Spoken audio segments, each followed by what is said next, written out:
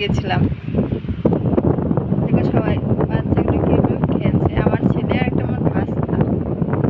আমার ছেলেটাকে কীরকম দেখতে লাগছে, মেয়ের মতো দেখতে। ছবিগুলো কীরকম দেখতে হয়েছে সেটা কমেন্ট করবা।